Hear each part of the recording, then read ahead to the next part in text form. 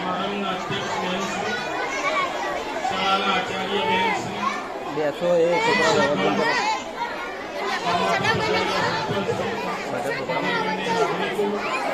મારા વિદ્યાર્થી ભાઈઓ બહેનો,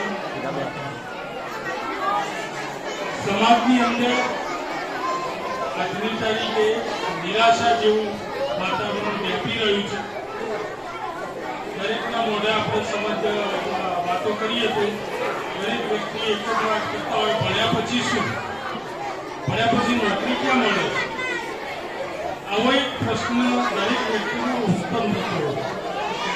પણ સાથે સાથે મારું પણ એક મંતવ્ય છે, જો તમે ભણતા હોય અને 7મા 8માંથી જ જો તમે નક્કી કરો કે તમારે કઈ લાઈનમાં જવું છે, આગળ જઈને શું કરવું છે, આગળ તમે ભણતા આગળ વધો તો ભણવામાં 3 ફેકલ્ટી હોય છે, સાયન્સ, કોમર્સ અને આર્ટ્સ. એમાં પણ જો તમે સાયન્સ અને કોમર્સ વિષય લઈ અને જો તમે ભણશો તો તમારા આગળ જતા નોકરીનો કોઈ પ્રશ્ન નહીં રહે.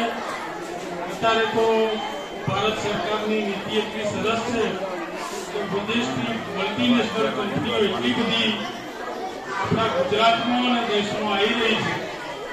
દરેક વ્યક્તિને નોકરી મળે અને એ પણ સારી એવી, સારા એવા પગારથી નોકરી મળે એવું અત્યારે દેશના વડાપ્રધાન શ્રી વિચારી રહ્યા.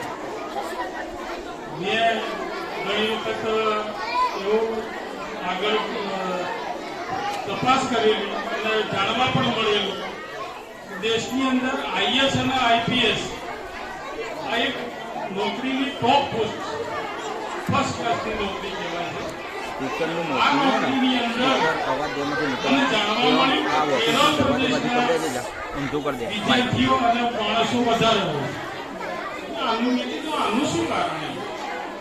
કેરળના માણસો આઈએસના આઈપીએસમાં આટલા બધા તો પાછળથી જાણવા મળ્યું એ લોકોએ 9મા 10માંથી જ એક લક્ષ્ય નક્કી કરે છે કે મારા આઈપીએસ બનવું છે, મારા આઈએસ બનવું, અને એ તરફ એ લોકો એ વખતથી ધ્યાન આપે છે, એના માટે એ વખતથી જ મહેનત કરે છે અને આગળ જતા એમના ધ્યેય સિદ્ધ કરે છે એ આઈએસ આઈપીએસ બને.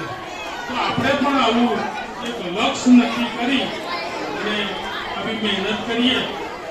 આ બાળકોને પણ હું તો આચાર્ય બેનશ્રીને પણ વિનંતી કરું છું કે મહિનામાં એકાદ વખત એકાદ પીરિયડ એવો રાખો કે આ બાળકોને એમના ભવિષ્ય વિશે થોડું માર્ગદર્શન, એમને આગળ ક્યાં જવું છે, એમને શું બનવાની ઈચ્છા છે, અને એ જે બનવા માંગતો હોય એને એ તરફ એ લાઈનમાં એને આગળ વધારે તો આપણું પણ ધ્યેય સિદ્ધ થાય.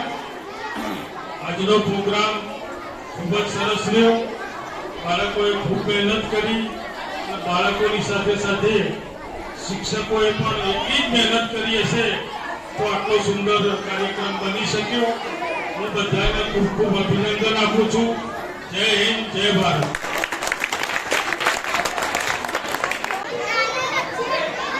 અત્રે ઉપસ્થિત ગ્રામજનો, શિક્ષકગણ તથા વિદ્યાર્થી ભાઈઓ અને બહેનો, 76મા ગણતંત્ર દિન નિમિત્તે